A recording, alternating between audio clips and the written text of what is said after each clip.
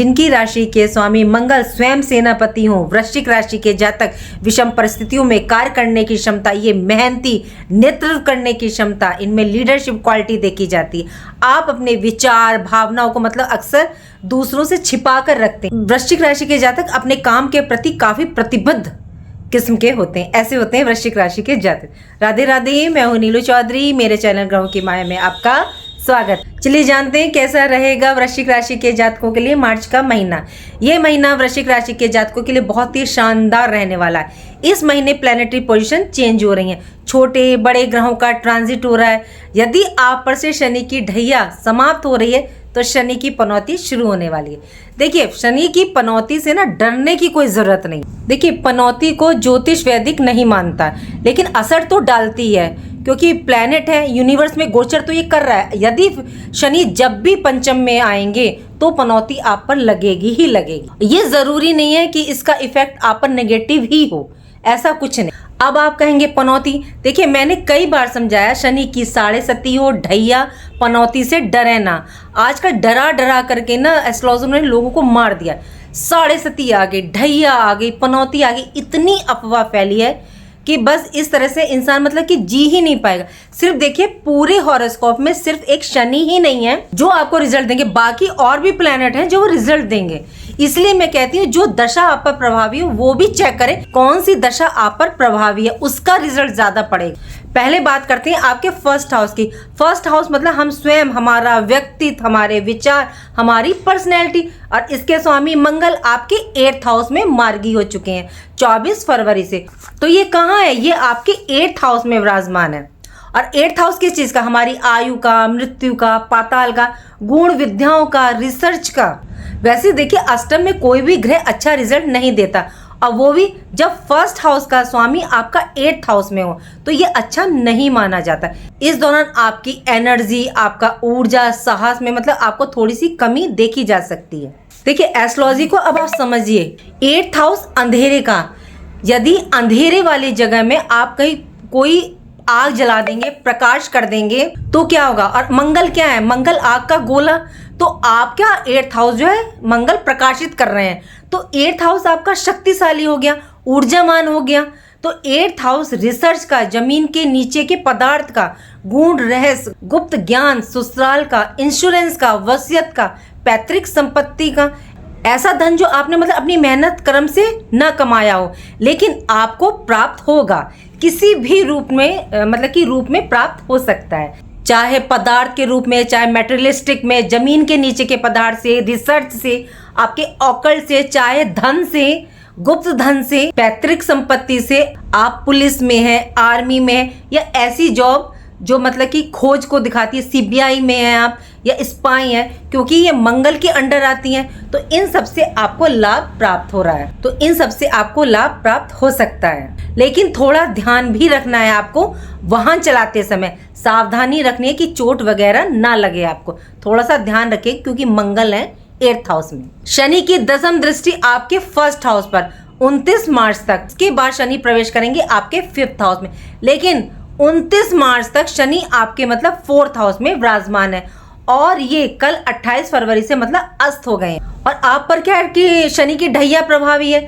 शनि यदि 4-8 भाव में हो तो शनि की ढैया होती है, और शनि पंचम में हो तो पनौती लगती है। तो ज्यादातर ज्योतिषों को नहीं पता, वे नहीं मानते इस चीज को, लेकिन पंचम में शनि है, वैसे भी अच्छे नहीं माने जाते, चाहे पनौती माने या ना माने एस्ट्रोलॉजर, लेकिन शनि अगर पंचम में होते हैं तो थोड़ा सा अच्छा नहीं माना जाता, क्योंकि काल पुरुष की कुंडली में पंचम भाव सूर्य का, और पंचम भाव हमारे पूर्व जन्म के कर्मों का फल, उसी के अनुरूप शनि हमें रिजल्ट देते हैं। लेकिन शनिदेव सिर्फ लेने का ही काम नहीं करते, इस दशा में रंग से राजा और राजा से रंग तक बना देते हैं। ये डिपेंड करता है आपकी अपनी हॉरोस्कोप चार्ट में शनि की क्या पोजीशन। शनि मित्र भाव में है, वक्र दृष्टि तो नहीं है, जिस भाव में वहां के कारक ग्रह हैं तो आपको ये रंग से राजा बना देते हैं। यदि इसके विपरीत है, वक्र दृष्टि में है, शत्रु भाव में है, तो फिर ये परेशानी देते हैं, मतलब ये फिर आपके कर्मों के द्वारा आपको फल रिजल्ट प्रदान करेंगे। तो शनि की ढैया में इन्होंने रंग से राजा भी बनाया और राजा से रंग भी बनाने का काम किया है। शनि की दृष्टि आपके फर्स्ट हाउस पर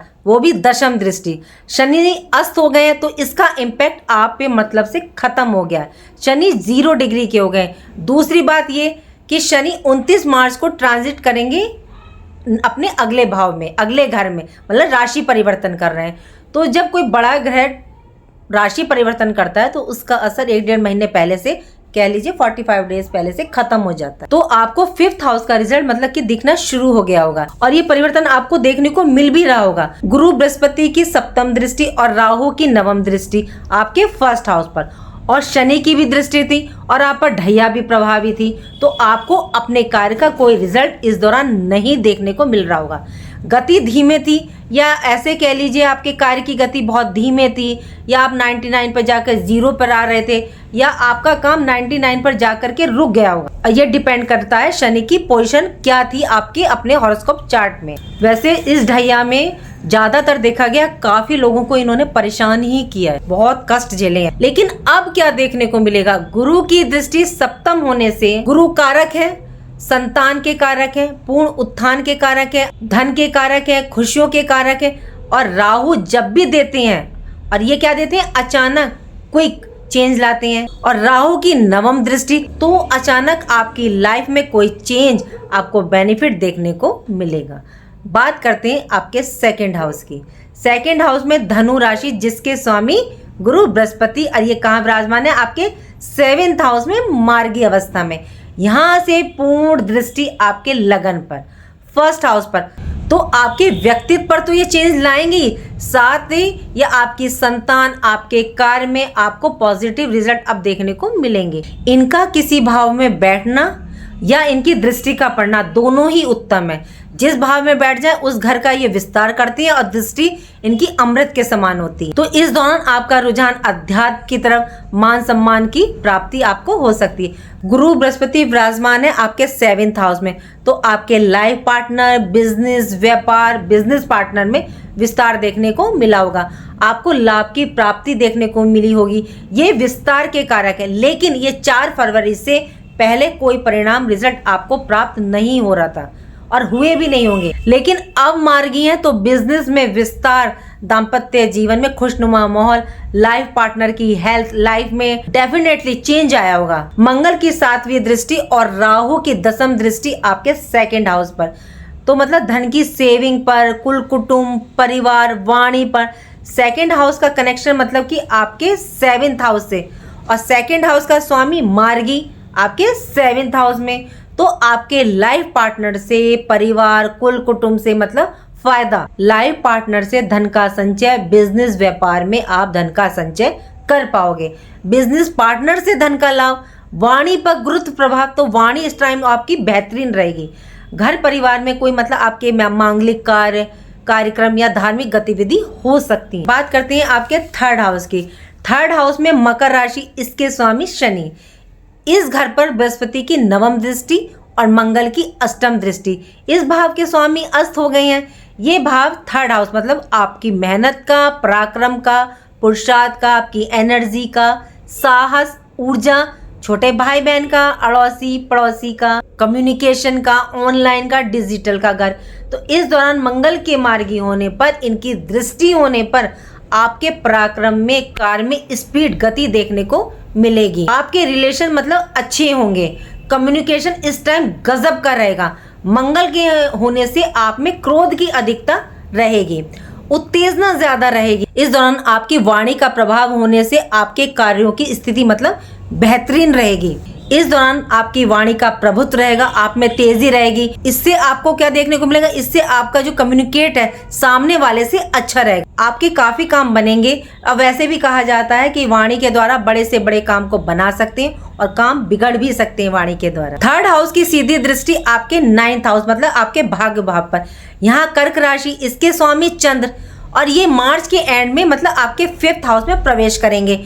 तो यहाँ 5th हाउस और 9th हाउस का संबंध बनेगा, लेकिन यहाँ शनि से कनेक्शन बनेगा। लेकिन अभी शनि कहाँ है, आपके 4th हाउस में, वो अस्त है, मतलब ना के बराबर रिजल्ट दे रहे हैं। और ऊपर से राशि परिवर्तन करने वाले हैं। इसका असर 4th हाउस से ज्यादा 5th हाउस पर है। यदि आपकी माता से आपका वाद विवाद था, भूमि, भवन, प्रॉपर्टी रिलेटेड कोई मतलब प्रॉब्लम थी, ये समस्या बनी हुई थी या कोई पेपर वर्क रुका हुआ था तो ये दूर होगी। अब आप भूमि, भवन, वाहन, प्रॉपर्टी खरीद सकते हैं। पब्लिक डीलिंग के लिए बहुत अच्छा है। पब्लिक डीलिंग से आपको फायदा प्राप्त होगा। पैतृक संपत्ति विवाद आपके खत्म होंगे। माता का स्वास्थ्य खराब था तो उसमें अब सुधार देखने को मिलेगा। बात करते हैं आपके 5th हाउस के। 5th हाउस में 29 मार्च से पहले चतुर्ग्रही योग बनेगा। 29 मार्च से षटग्रह योग का निर्माण होगा, क्योंकि शनि भी 29 मार्च से 5th हाउस में प्रवेश करेंगे। 18 मई तक राहु, शुक्र यहाँ ऑलरेडी उच्च के हैं 28 जनवरी से, 27 फरवरी से बुध और 12 मार्च से सूर्य। 29 मार्च से चंद्रमा 2.25 दिन के लिए प्रवेश करेंगे, तो यहाँ 6 ग्रही षटग्रही योग का निर्माण करेंगे। 3 दिन सब राशियों को संभल कर रहना है। देश विदेश में तो देखिए बहुत बड़ी हलचल होगी, इसका रिजल्ट आने वाले टाइम में आपको देखने को मिलेगा। साथ ही सभी राशियों को 3 दिन के लिए संभल कर रहना। इतने ग्रहों का एक साथ कई दोषों का निर्माण, सूर्य राहु ग्रहण, चंद्र राहु ग्रहण, सूर्य शनि अमावस्या दोष, बुध राहु जड़त योग, शनि और चंद्र विष योग और शनि और राहु शापित योग बना रहे हैं। शुक्र बुध ये योग अच्छा है, मतलब ये लक्ष्मीपति योग बना रहा है, और सूर्य और बुध बुधादित्य योग बना रहे हैं। ये सब आपके पंचम 5th हाउस में, तो यहाँ आपको पॉजिटिव और नेगेटिव दोनों रिजल्ट देखने को मिलेंगे। आपको सिर्फ पॉजिटिव ही पॉजिटिव मिले ये नहीं हो सकता, सिर्फ नेगेटिव ही नेगेटिव मिले ये नहीं हो सकता, आपको दोनों मिले जुले असर देखने को यहाँ पर मिलेंगे। ध्यान कहाँ रखना है, देखिए सभी राशि वालों को जिस जिस भाव में ये षटग्रही योग बन रहा है उस भाव से रिलेटेड आपको ध्यान रखना है। तो वृश्चिक राशि वालों की पंचम भाव में बन रहा है, तो इन्हें पंचम भाव का बहुत ध्यान रखना है। पंचम भाव की चीज का संतान, विद्या का, प्रेम प्रसंग का, आपकी क्रिएटिविटी का, पूर्व जन्म के पुण्य का। तो क्या देखने को मिलेगा, राहु के साथ शुक्र की युति है, तो शुक्र आपकी मतलब भौतिक इच्छाएं, राहु क्या इन इच्छाओं में एम्पलीफायर मतलब मल्टीपल कर देंगे, कई गुना बढ़ाने वाले हैं। तो राहु आप में इच्छाओं को बढ़ाकर ऐसा कर देंगे कि आप उन इच्छाओं को पूरा करने के लिए सोचोगे। वैसे भी राहु गलत रास्ते ज्यादा दिखाते हैं, लेकिन यहाँ शनि देव प्रवेश करेंगे। शनि क्या है, न्याय के, डिसिप्लिन के, और राहु इसके जस्ट विपरीत है। राहु को मतलब कि राहु किसी सीमा को नहीं मानते, उनके लिए कोई बाउंड्री वॉल नहीं है, और ये छल कपट के, राहु तेजी के अचानक के कारण, और शनि देव क्या धीरे धीरे शनै शनै। तो माइंड में आपके इस दौरान द्वंद्व की टकराव की स्थिति रहेगी। आप मतलब थोड़े से कंफ्यूज रहेंगे डिसीजन लेने में भी। इसलिए हो सके तो इन 3 दिन में मैं कहूंगी कि आप 1-2 दिन आगे और 1-2 दिन पीछे कोई मेन डिसीजन ना लें। कुछ प्लेनेट की पोजीशन अच्छी है 5th हाउस में, शुक्र उच्च के, लेकिन 3 मार्च से 12 अप्रैल तक ये वक्री रहेंगे। वक्र अवस्था में ये आपके मतलब 4th हाउस का रिजल्ट देंगे। 4th हाउस में शुक्र क्या है, दिशा बली होते हैं, तो भूमि, भवन, वाहन, प्रॉपर्टी, पैतृक रिलेटेड या माता से संबंधित अच्छे शुभ समाचार आपको प्राप्त होंगे। हालांकि ये शनि के घर में वक्री हुए हैं, और जब पंचम में थे तो वहां भी ये उच्च के थे, तो भी ये बेस्ट थे, और शनि और शुक्र मित्र हैं। लेकिन थोड़ा यह है कि रिजल्ट थोड़ा ये अलग ढंग से देते हैं। शनि मेहनत के द्वारा देते हैं, और शुक्र जब देने पर आते हैं छप्पर फाड़ के देते हैं, सब सुखों को देते हैं। शुक्र वक्र से मार्गी होंगे तब भी शनि के साथ अच्छा रिजल्ट देंगे, और वक्र होकर 4th हाउस का रिजल्ट देंगे तो भी आपको उत्तम रिजल्ट प्रदान करेंगे। सूर्य बुध का बुधादित्य योग 5th हाउस में, तो ये भी एक अच्छी स्थिति है। ये आपके मतलब गवर्नमेंट रिलेटेड कार्य मतलब आपके बनेंगे, कोई डॉक्यूमेंट पेपर रिलेटेड वर्क बनेंगे। इन सारे ग्रहों की दृष्टि आपके 11th हाउस, लाभ, इच्छा पूर्ति के घर, बेहतरीन स्थिति, बहुत ही सुंदर स्थिति। तो आपकी विशेष इच्छा पूर्ति, जबरदस्त लाभ तो होगा, लेकिन थोड़ा सा ये आपको मतलब हर्डल्स, चुनौतियां भी आएंगी। कुछ नेगेटिव ग्रहों के योग भी बने हुए हैं। हालांकि 11th हाउस में ज्यादातर ग्रह आपको मतलब अच्छे रिजल्ट देने का काम करते हैं। चंद्रमा के आने पर थोड़ा सा संभल कर चलिएगा। चंद्र क्या है, मन के कारक हैं, अस्थिरता के कारक हैं, तो ये टेंशन देते हैं। ग्रहण दोष का निर्माण होगा तो टेंशन, मन में चिंता, भ्रमित रह सकते हैं इस दौरान। देखिए वजह कुछ भी हो सकती है, चाहे संतान, चाहे आपकी फाइनेंस रिलेटेड, चाहे आपकी फैमिली रिलेटेड, किसी भी संबंधित कुछ भी हो सकती है। तो आपको 3 दिनों में विशेष तौर से ध्यान रखना है और रखकर चलना होगा। करते हैं 6th हाउस के। 6th हाउस में मेष राशि, इसके स्वामी 8th हाउस में मंगल वक्री से मार्गी हो चुके हैं। एक तो ये विपरीत राजयोग का निर्माण कर रहे हैं। कैसे, 6th हाउस का स्वामी जब 8th हाउस में हो और 8th हाउस का स्वामी 6th हाउस में हो तो ये विपरीत राजयोग बनता है। और 6th हाउस किस चीज का? आपके रोग, ऋण, शत्रु का। तो जब 8th हाउस में है और 8th हाउस क्या है? दुखों का, कष्टों का। देखिए दोनों ही नेगेटिव घर हैं, तो ये एक दूसरे की परेशानियों का नाश करेंगे। तो यहाँ आपको क्या? अपने रोग, ऋण, शत्रु से छुटकारा मिलेगा। कोई गुप्त शत्रु थे इस दौरान आपको, तो उनसे छुटकारा मिलेगा। ये आपके नेगेटिव पार्ट को मतलब खत्म करेंगे। यदि आपको जॉब रिलेटेड कोई प्रॉब्लम आ रही थी या आप किसी कंपटीशन की तैयारी कर रहे थे, तो ये 6th हाउस से देखा जाता है, तो आप इस दौरान अपना ये पेपर आप निकाल सकते हैं। देखिए 7th हाउस के स्वामी गुरु बृहस्पति हैं, ये मैं आपको पीछे बता चुकी जब मैंने 2nd हाउस के लिए बताया था। देखिए बात करते हैं आपके 8th हाउस की, तो 8th हाउस पर शनि की तीसरी दृष्टि का जो इफेक्ट है वो पड़ेगा 29 मार्च के बाद, तो ये बहुत अहम रहेगी तब। और 8th हाउस के बारे में मैं आपको ये बता चुकी हूँ मंगल का रिजल्ट क्या रहने वाला है, और मंगल यहाँ मार्गी रहेंगे 3 अप्रैल तक। बात करते हैं 9th हाउस की। 9th हाउस में कर्क राशि, इसके स्वामी चंद्रमा पीड़ित रहेंगे 29 तारीख से 31 मार्च के बीच। इस दौरान आपको संभल का ध्यान रखकर चलिएगा। राहु की पंचम दृष्टि, राहु अचानक से आपके कार्यों में मतलब तेजी लाएंगे। भाग्य की उन्नति में एकदम से आपको चेंज, बदलाव देखने को मिलेगा। यदि आप हाई एजुकेशन के लिए विदेश जाना चाहते हैं तो आपको इसमें सफलता हासिल होगी। इस दौरान आप धर्म से जुड़कर रहते हैं तो ये बहुत अच्छा रहने वाला है। धार्मिक गतिविधियों से जुड़ते हैं तो ये इस दौरान आपको बहुत ज़्यादा लाभ की प्राप्ति देखने को मिलेगा। अगर कोई छोटा मोटा आप नेगेटिव रिजल्ट मिल रहा है तो ये आपका फिर दूर हो जाएगा।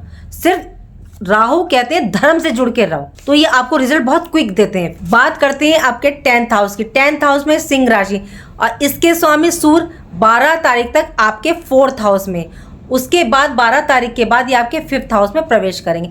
4th हाउस में सूर्य अच्छा रिजल्ट नहीं देते क्योंकि ये आत्मा कारक ग्रह हैं, हार्ट के, कोलेस्ट्रॉल के रिलेटेड प्रॉब्लम देते ही हैं। 12 तक संभल कर चलिएगा। हालांकि इनके 10th हाउस पर दृष्टि रहेगी तो ये एक अच्छी बात है। गवर्नमेंट रिलेटेड काम यहाँ पे ये बना रहे हैं। जॉब, वर्क प्लेस के लिए अच्छी है। आपके प्रमोशन, ट्रांसफर के लिए अच्छा है। पिता से रिलेटेड वर्क के लिए भी बहुत बेहतरीन। अगर आप जॉब चेंज करने के लिए सोच रहे हैं तो ये उत्तम समय है, लेकिन 29 से 31 तक का ध्यान आपको रखकर चलना होगा। इस बीच में 29 से 31 तक कोई परिवर्तन नहीं करना है, कोई डिसीजन नहीं लेना है आपको। लेकिन 12 मार्च के बाद ये आपके 5th हाउस में प्रवेश करेंगे तो वहां के ये कारक हैं और काल पुरुष की कुंडली में ये इनका पक्का घर है, तो ये यहाँ के स्वामी है। ये अच्छा समय रहेगा। देखिए दृष्टियों का बहुत ज्यादा महत्व रहता है। हालांकि 10th हाउस में शनि की दृष्टि पड़ रही है, लेकिन इसका कोई रिजल्ट आपको नहीं मिलेगा, कोई नेगेटिव इम्पैक्ट नहीं मिलेगा। क्यों? क्योंकि शनि 28 तारीख से अस्त हो चुके हैं, तो इसका कोई प्रभाव आपको देखने को नहीं मिलेगा। बात करते हैं 11th हाउस की। 11th हाउस पर आपके 8 ग्रहों की दृष्टियां, बेहतरीन स्थिति रहने वाली है। लाभ, इच्छा पूर्ति मतलब 100% होगी। शनि की हालांकि 29 मार्च के बाद आएगी, फिर भी कई ग्रहों की यहाँ पर रहेगी। केतु देव 11th हाउस में विराजमान है। केतु और गुरु की युति अच्छी मानी जाती है।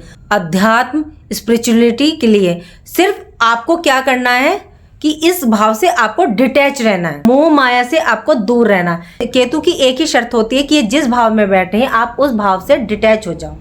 मतलब सिर्फ आप मेहनत और कर्म करते रहो तो फिर ये आपको देने का काम करेगा। और आप यदि उस भाव से रिलेटेड फंस गए, मोह माया में फंस गए, भाव में फंस गए उसके, तो फिर ये आपको डिटैच कर देंगे। इसलिए आप थोड़ा सा डिटैच होकर के चलें, कर्मों पर ध्यान दें। इन दृष्टियों से आपको लाभ की प्राप्ति संभव है। हालांकि 11th हाउस से जॉब, बिजनेस में चेंजिंग भी देखी जाती है, उसके लिए भी एक उत्तम समय है, लेकिन मेहनत कर्म के द्वारा प्राप्त होगा ये सब कुछ। आप नेगेटिव इम्पैक्ट भी थोड़ा आपको यहाँ देखने को मिल सकता है। थोड़ा बहुत आपके कामों में अड़चन आएगी, मतलब कि थोड़ा सा रुक जाएंगे काम, लेकिन आगे काम बनेंगे भी, यानी कि रुक ही जाएंगे, आगे बनेंगे। बात करते हैं आपके 12th हाउस के। 12th हाउस में तुला राशि, इसके स्वामी शुक्र वक्री हो रहे हैं शुक्रदेव, और ये 4th हाउस में आ जाएंगे। देखिए 12th हाउस में शुक्र का होना या इनकी दृष्टि बहुत बेहतरीन मानी जाती है, क्योंकि 12th हाउस आपके विदेश का भाव भी है। और यदि शुक्रदेव यहाँ विराजमान है किसी की पत्री में, अपनी हॉरोस्कोप चार्ट में, तो ये 100% विदेश का योग बनाते ही हैं। तो इसमें क्या देखने को मिलेगा, विदेश रिलेटेड लाभ होगा, एक्सपोर्ट इंपोर्ट के काम में आपको ज़बरदस्त फ़ायदा होगा, एमएनसी कंपनी में आपके लिए जॉब के रास्ते बनेंगे, कोर्ट केस है तो वो सॉल्व होता हुआ दिखेगा, हॉस्पिटल के चक्कर आप काफ़ी टाइम से लगा रहे तो अब ये बंद होगा, स्वास्थ्य में सुधार देखने को आपको मिलेगा, दाम्पत्य जीवन में सुधार होगा, प्रेम प्रसंग में कोई अनबन हो गई थी तो इस दौरान आपकी सुलह हो जाएगी, सुधार होगा उसमें, मतलब आपका रुझान सौंदर्य की तरफ बढ़ेगा। लेकिन ये व्यय भाव में है तो खर्चा भी डेफिनेटली करवाएंगे, लेकिन ये खर्च मतलब आप अपने लिए करेंगे, अपने ऊपर करेंगे, ज़रूरी काम के लिए कर सकते हैं ये खर्चे, बिजनेस का विस्तार कर सकते हैं, शुक्र रिलेटेड चीज़ों पर आप कर सकते हैं, मतलब अपने लिए करेंगे, ज़रूरी चीज़ के लिए। देखिए अगर मैं बात करूं कि मार्च के महीने में आपको क्या ध्यान रख के चलना, क्या चेतावनी की बात करूं तो कहाँ ध्यान रखना है, मंगल आपके 8th हाउस में, थोड़ा क्रोध पर ध्यान रखना है, कोई आवेश में आके कोई काम नहीं करना है, कोई डिसीजन नहीं लेना है, स्वास्थ्य का ध्यान रख के चलिएगा, वाहन अपना थोड़ा संभल के चलाइएगा। देखिए यदि मैं उपाय की बात करूं तो उपाय आपको क्या करना है, तो देखिए उपाय के लिए आपको, यदि आप स्वस्थ हैं तो आप रक्तदान कीजिएगा, ब्लड डोनेट कीजिएगा, क्योंकि ये मंगल का वर्ष है, ये आपके लिए बहुत अच्छा रिजल्ट देने का काम करेगा।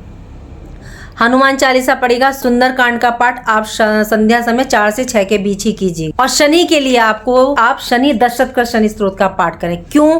क्योंकि जब दशरथ जी पे शनि की 7.5 आई थी तो दशरथ जी ने शनि से ये पूछा था कि मैं इस दौरान क्या करूं, तो उन्होंने उनको एक स्त्रोत दिया था जो कि दशरथ जी के नाम से बना, दशरथ कृत शनि स्त्रोत। इसको पढ़ने से बहुत फायदा होता। और एक मैं शनि के 10 नाम बताती हूँ, वो भी आप पढ़ सकते हैं, बहुत बेहतरीन रिजल्ट आप मेरी पीछे वीडियो में देख सकते हैं। वो मेडिटेशन करना आपके लिए बहुत फायदेमंद रहेगा और धर्म से जुड़ करके आप रहिएगा, बहुत बेहतरीन रिजल्ट आपको मिलेगा। कार्य अच्छे रखिएगा, आप अनाथ आश्रम या विधवा आश्रम में अपने कुछ डोनेट कीजिए या आप खुद सेवा कीजिए, बहुत अच्छा रिजल्ट आपको देखने को मिलेगा। देखिए कहने को तो ये वर्ष मंगल का है, लेकिन इस पर जो ज़्यादा प्रभाव आपको देखने को मिलेगा वो गुरु बृहस्पति और केतु का मिलेगा, तो इनको अच्छा रख के चलेगा।